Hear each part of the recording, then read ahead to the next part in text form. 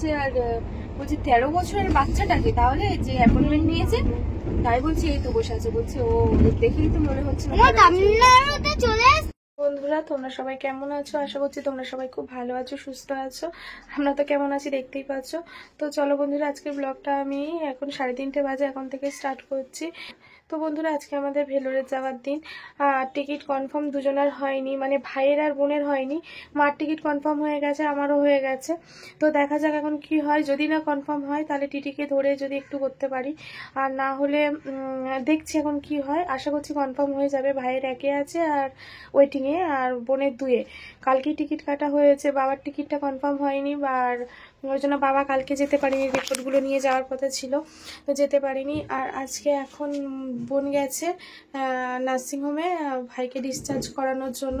আর ওদিক থেকে আমার দাদা, তারপরে আমার এক দিদির বর, মাসির মেয়ে, মাসির জামাই আর কি, জামাইবাবু, ওরা সবাই আসছে, এসে ভাইকে ডিসচার্জ করাবে।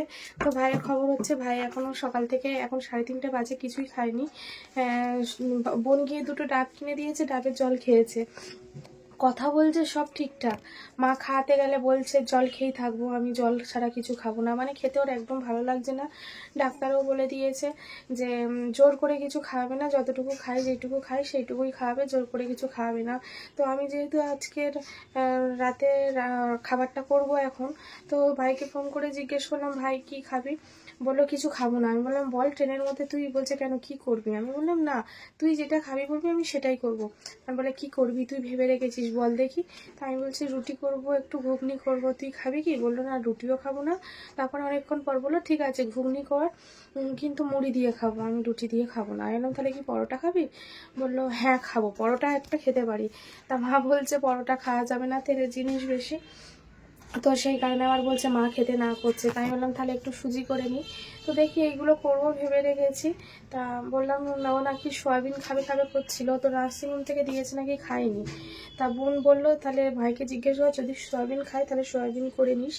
ট্রেনের খাবারটা তো 2 দিনের ব্যাপার, ট্রেনের খাবার একটা আছে, তো ওই খাবার তো খাওয়ানো যাবে না। তো দেখা যাক কি হয় না হয়। তো বললো না সয়াবিন খাবো না, তুই শুধু ঘুগনি কর। তো এইদিকে দেখো এখন 3:30 বেজে গেছে, জামা কাপড় গুছানো হয়নি।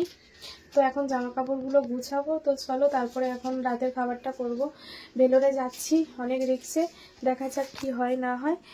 তোমাদেরকে সব কিছু যতটুকু পারবো তোমাদের সাথে শেয়ার করব, তোমরা কন্টিনিউ দেখো।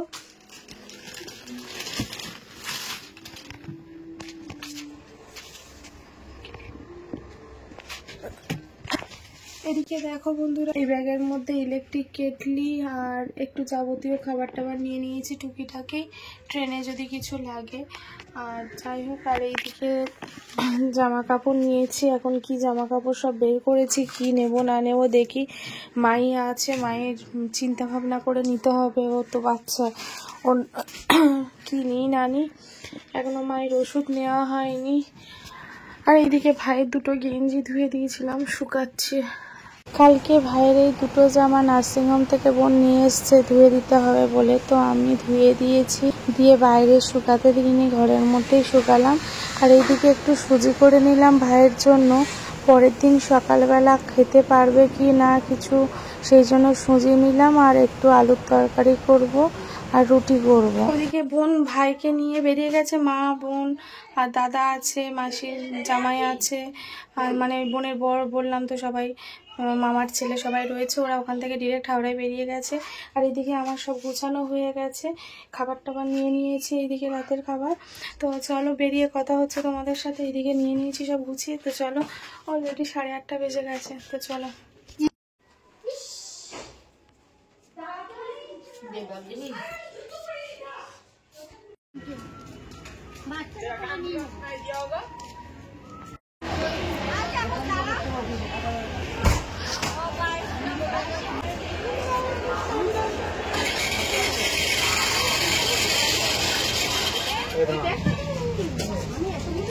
ওই ব্যাগটা দিয়ে আগে সবটাই দিয়ে, সবগুলোই দিয়ে। ডাক্তারও লোক ভালো, এই মাস্কটা একটু যদি গরম হয় একটু খুলে দাও, হালকা করে খুলে দাও।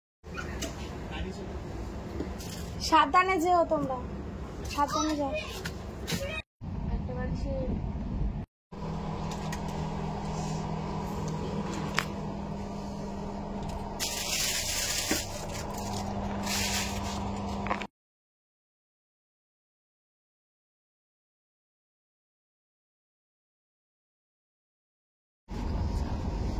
জয় মা। দেখো বন্ধুরা, আমার ভাই দেখো এখন বাইরের দৃশ্য দেখতে দেখতে যাচ্ছে। আজকে পরের দিন সকালবেলা এ ভাই ভাই বন্ধুদের গুড মর্নিং বলবি? আমার ভাই লজ্জা পাচ্ছে, বলো গুড। আচ্ছা পড়ো তো। ফুল প্যান্ট, হ্যাঁ দাঁড়াও এতক্ষণ পরে। তো কালকে ট্রেনে ওঠার পর আর ভিডিও করতে পারিনি। ভাই ভাই করো কেন? তা আমাদের তো একটাই ভাই। তোমার দাদা। হ্যাঁ আমাদের বড়, আমাদের থেকে বড় তো আমার দাদা, লম্বা হয়ে গেছে। আমাদের দেখলে মনে হবে ওই এসে গেছিলাম, ওইখানে গেছিলাম, ওইখানে যাওয়ার পর সবাই বলছে পেশেন্টটাকে, ও তো বড়দের মতো বসে আছে, বড়দের মতো বসে আছে। আর বলছে 13 বছরের বাচ্চাটাকে, তাহলে যে অ্যাপয়েন্টমেন্ট নিয়েছে তাই বলছি এই তো বসে আছে। বলছে ও দেখেই তো মনে হচ্ছে না তামিলনাড়ুতে চলে এসছে, মানে আজকেই নামে ট্রেনটা অনেক ফাস্ট চলছে তাই না? মানে আজকেই নামে যেতে হবে? না না বাবা, কালকে নামবো। আজকে মাই এখন এখান থেকে বসে মামার সাথে গল্প করছে। কালকে ট্রেনে ওঠার পর আর কোনো ভিডিও করতে পারিনি, কেন রাত্রেবেলা একটু ভাইয়ের সব সেট আপ করে দেওয়ার ছিল, তারপরে মাই ছিল, ওই করতে করতে আমাদের 4টে বেজে গেছে রাত্রি। 3টের সময় আমরা খেয়েছি, তো আর কোনো ভিডিও করতে পারিনি। হাত দিও না, হাত দিও না, ভিডিও করতে পারিনি। আজকে সকালবেলা এখন 10:30 বাজে, তো ভাবলাম তোমাদের সাথে একটু ভিডিও শেয়ার করি, নাহলে তোমরাও টেনশন করো। তো ভাই এখন একটু ঘুমাচ্ছিল, ওই ওষুধ খাওয়ানোর ছিল, ওই জন্য উঠলো। মা বোন ওষুধ খাওয়ালো।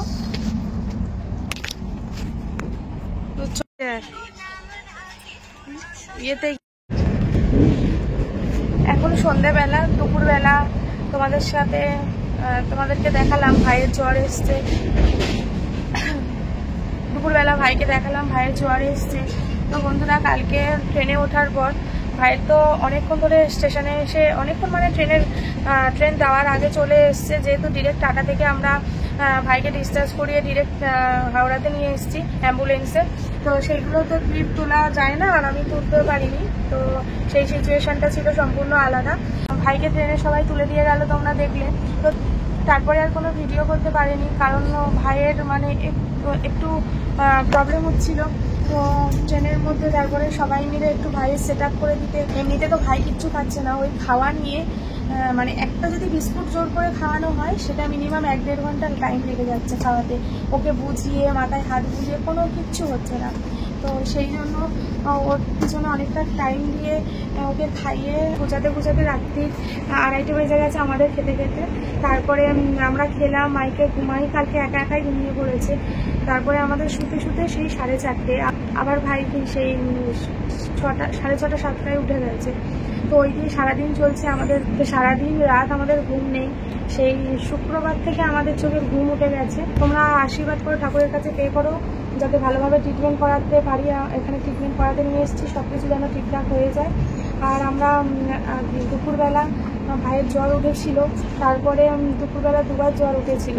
তো তারপরে বোন গা হাত পা এখন টিপে দিচ্ছে, আর মাইকে নিয়ে একটু বাইরে বেরালাম। তো ভাইয়ের সামনে তো কিছু বলা যায় না, ঠাকুরের কাছে প্রে করতে পারো, বন্ধুদের দিয়েই করাবে।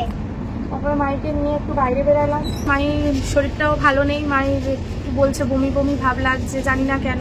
তো যাই হোক, ঠাকুরের আশীর্বাদে, তোমাদের আশীর্বাদে ভাইকে নিয়ে অনেকটা রাস্তায় চলে এসেছি। আর এখন সন্ধেবেলা 6:30 7টা বাজে। তো এখন ভাবলাম তোমাদের সাথে একটু শেয়ার করি।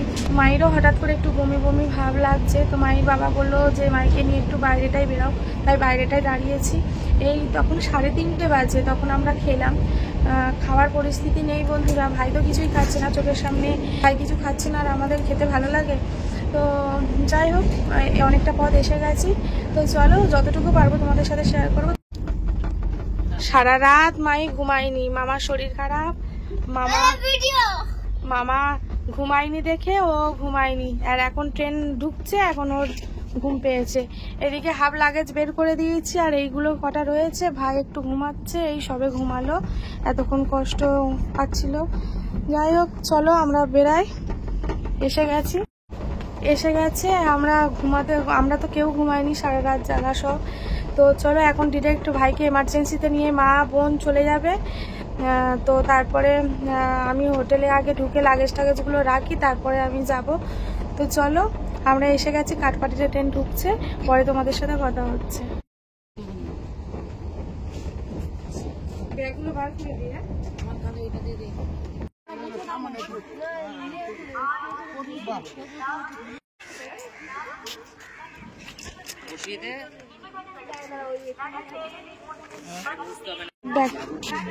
आता वही आएंगे नहीं माने चलो बस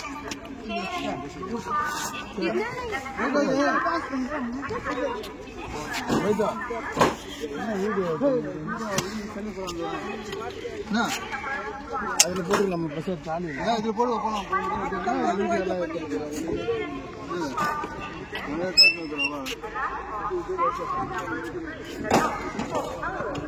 আমার কাছে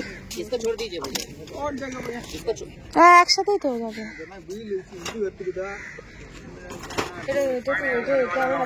না না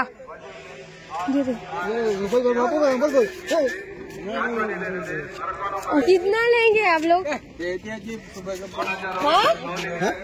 कितना? 800 रुपए 800?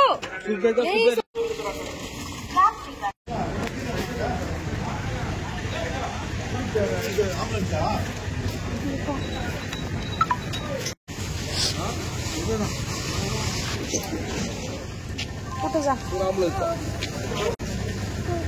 আস্তে আস্তে ধরে ধরে তোর।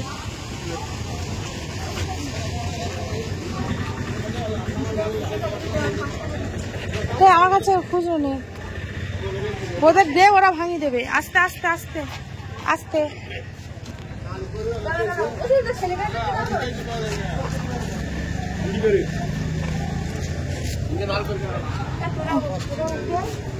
উঠে যাবো?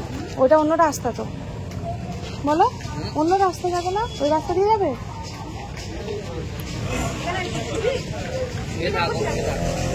ওই ও কি বলছে? শোবে শোবে তুমি?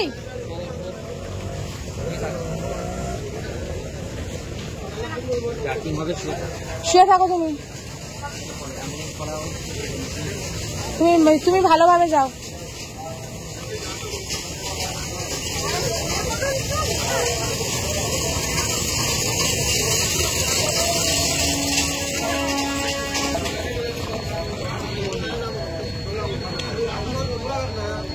ওই তো কাছে তো এটা করে নাও, না ওকে দাও তো।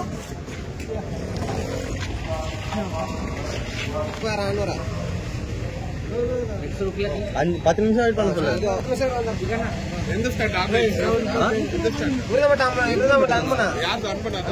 স্যানিটাইজার করে নাও। এই গিয়ে এমার্জেন্সি দোকানে বস, ঠিক আছে? হাত ধরো মা, হাত ধর।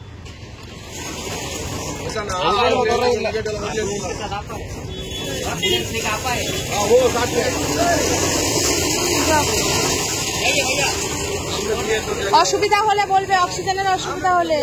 জুতোটা খোলো না ওখানে, ঠিক আছে?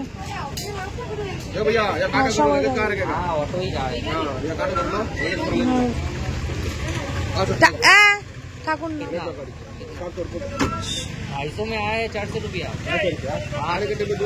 জুতো খোলো ভাই, জুতোটা খোলো। আচ্ছা ঠিক আছে, থাক। 3:30 বাজে শঙ্কর রেসিডেন্সি से कितना से 400 नहीं। ঠিক আছে।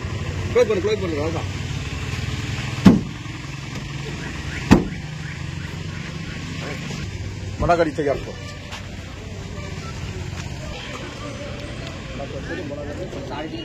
भैया 50 रुपये मांगी नहीं सर, उनको गाड़ी लाएगा सब बारिश करते हैं।